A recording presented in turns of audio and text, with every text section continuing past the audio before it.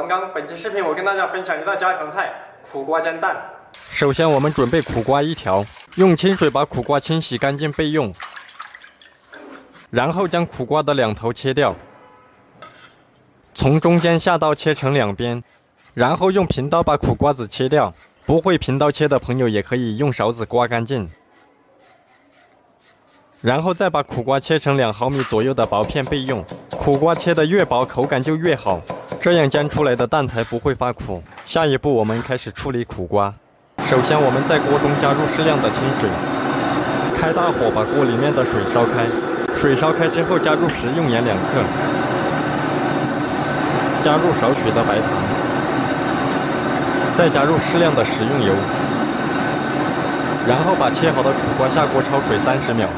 焯水的目的是减少苦瓜的苦涩味，加盐焯水的目的是防止维生素流失。30秒之后，将焯好水的苦瓜倒出，再用凉水冲洗之后沥干水分备用。这一步的目的是把苦瓜的温度降下来，防止苦瓜发黄。下一步，我们开始准备鸡蛋。首先，我们在碗中打入3个鸡蛋，加入适量的食用盐，加入少许的胡椒粉，然后用筷子把鸡蛋朝一个方向搅拌1分钟。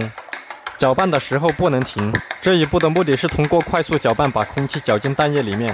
只有经过这样搅拌的蛋液，才能煎出色泽金黄的蛋饼。蛋液搅拌均匀之后，再将焯好水的苦瓜倒入蛋液中，轻轻搅拌均匀备用。下一步，我来跟大家分享如何将鸡蛋不粘锅。首先，我们把锅烧热，烧至冒烟为止，然后在锅中加入少许的油，把锅中的油烧热之后，再加入适量的清水。用清水把锅清洗干净之后，再用此法重复1次。这一步骤在行业之中称为养锅。家庭炒锅经过这样的处理，可以杜绝99%的粘锅。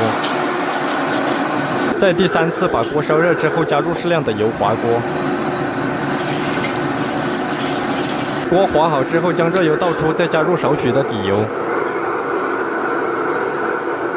然后将调好的蛋液缓缓下锅。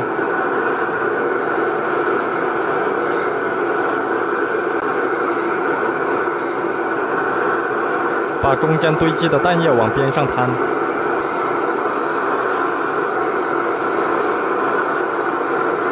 蛋液摊好之后，开微小火煎3分钟，煎至金黄色为止。煎制的过程中需要随时摇动蛋饼，这样做的目的是让蛋饼均匀受热，防止煎糊。微小火煎3分钟之后，把蛋饼翻过来再煎2分钟，继续煎2分钟之后即可出锅装盘。